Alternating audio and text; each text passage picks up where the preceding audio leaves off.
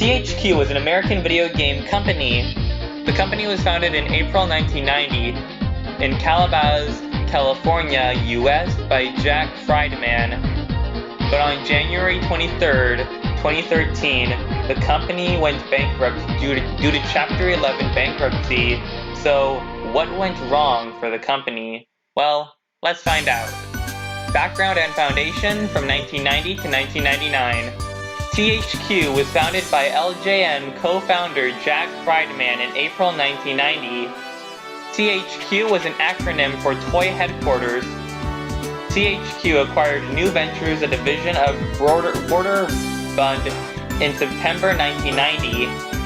In 1991, Trinity Acquisition Corporation, a public shell corporation founded in 1989 and based in New York, agreed to acquire and merge with THQ in a reverse merger takeover.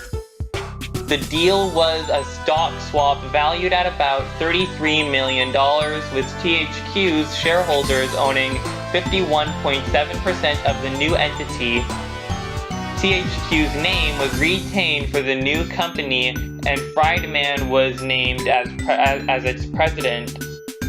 THQ then acquired video game developer Black Pearl Software in Chicago 1993. THQ withdrew completely from the toy business in 1994 to focus solely on video game production. In addition, the company dropped the dot from its label. Jack Friedman then left the company in 1995 to co-found the toy manufacturer Jakks Pacific. Brian Farrell became the CEO of THQ in 1995. In 1997, THQ was reincorporated as a Delaware corporation, and in 1999 acquired San Jose video game developer Pacific Coast Power and Light. Company growth and acquisitions from 2000 to 2009. In February 2000, THQ faced a class action lawsuit over federal security laws violation due to non-disclosure of material information. In September of the same year, the company expanded its internal production development capabilities with the acquisition of Bulletin located in Champaign, Illinois. Since then, THQ's internal studio system grew to 11 studios across the globe with distinct capabilities across all viable gaming platforms. Some of these studios, such as Relic Entertainment, Vigil Games, Blue Tongue Entertainment, Juice Games, KO Studios, Voyleton, worked on games for the next generation consoles as well as PCs. THQ went on to acquire Vigil Games in 2006. On May 10, 2007, THQ reported its highest annual sales figures and net profits over the fiscal year, which ended on March 31st. THQ's revenues reached over $1 billion. In March 2008, THQ announced the development of the world's first ever cheerleading game using the Wii Balance Board. Not long after, on November 3rd, 2008, the company closed 5 of its internal studios: Paradigm Entertainment, Mass Media Incorporated, Helixi, Locomotive Games, and Sandblast Games. In 2009, huge declines in sales prompted THQ to form a strategic plan to cut $220 million in annual costs by 2010 and invest in fewer, better bets. Previously, in 2007, THQ had a $68 million profit and a $1 billion in revenue, which put it within range of their rival Activision. Many of its big budget games sold poorly despite having favorable reviews as this recession hit. Its hold on kids' games based on Nickelodeon TV shows and Pixar movies slipped as kids turned to free online games playable on the internet. With shares down 86% from the previous year and a market value of only $173 million, THQ had the possibility of being acquired by other companies. In March 2009, THQ spun off Heavy Iron Studios and Incinerator Studios as independent companies and announced it was looking to sell Big Huge Games. 2 months later, in May 2009, THQ agreed to sell Big Huge Games to 38 Studios. In August 2009, THQ acquired Midway Studios San Diego for $200,000. The sale of the studio included all assets except for the TNA Impact video game. Reorganization, financial struggles from 2010 to 2012. In February 2010, THQ announced that Juice Games and Rainbow Studios would be part of the reshuffle and would now bear the title THQ Digital Warrington and THQ Digital Phoenix, respectively. It is said that 60 members of the staff face redundancies between THQ's US Rainbow Studio and the UK Juice Games Studio. In August 2010, THQ unveiled that the U-Draw game tablet, a $70 accessory for Nintendo's Wii console that let gamers draw and play on their television screens. The white 9x7-inch peripheral houses a Wii remote on the left, with a doodle pad and tethered stylus on the right. THQ said more software for the U-Draw would launch every couple months. In January 2011, THQ sold off its wireless division to a Swedish mobile company called 24Mass. On January 12, 2011, THQ unveiled its new logo. In March 2011, THQ, after its game Homefront was released, suffered a 26% stock drop. The large drop was speculated to be a result of Homefront's poor reception. On June 13th, THQ announced the closure of Chaos Studios, the developer of Homefront, and THQ Digital Warrington, formerly Juice Games. On July 27, 2011, THQ announced it was dropping the long-running Red Faction franchise. This was believed to be due to the poor reception over the latest game in the franchise, Red Faction Armageddon. In the same year, on August 9, 2011, THQ announced it would shift its development focus away from licensed kids and movie-based titles by closing down THQ Studio Australia and Blue Tongue in order to focus on high-quality owned IP.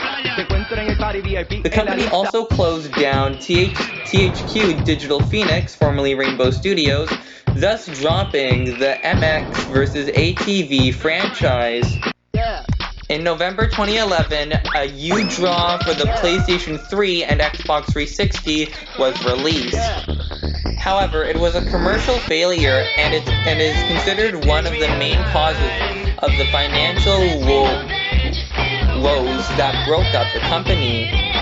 In January 2012, THQ announced that it was exiting the licensed kids game business to focus on adult core gaming, but would continue to sell previously released titles.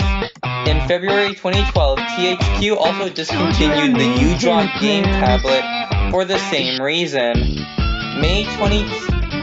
In May 2012, THQ reported a net loss of $239.9 million for the fiscal year, ending March 31st, 2012.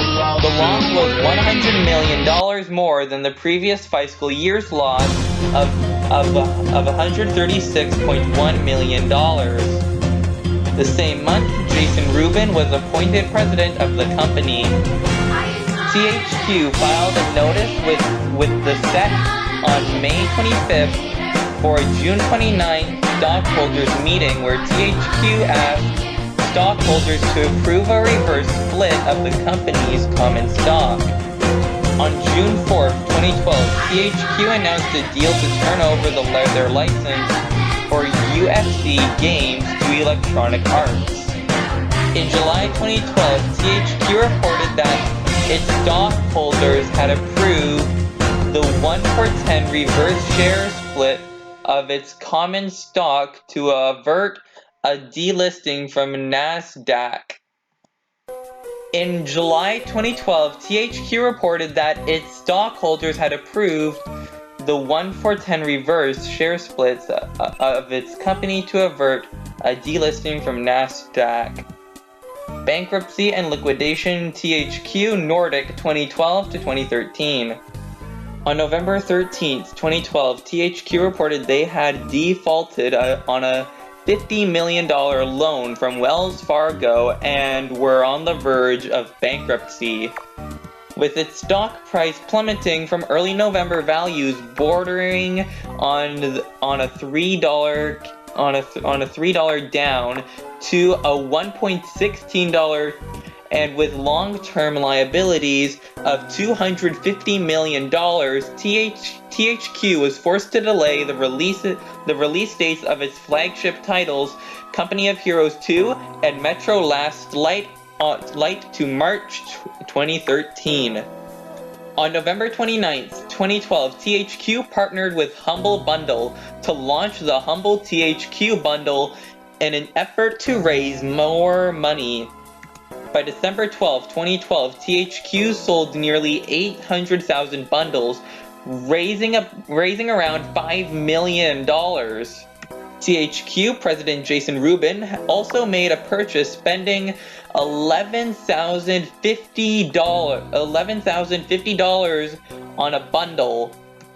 On December 19th, 2012, just days after the Humble THQ bundle ended, THQ filed for Chapter 11 bankruptcy with the intention of selling THQ and all of its assets to Clear Lake Capital Group with Centerview Partners handling the sale.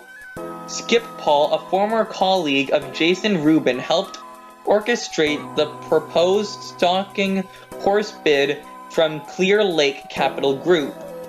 However, the bid was ultimately denied by Judge Mary F. Walrath, and the curators instead approved of an individual auction of THQ's properties, which went ahead on January 22, 2013. However, the bid was ultimately denied by Judge Mary F. Walrath, and creditors instead approved of an individual auction of THQ's properties, which went ahead on January 22, 2013.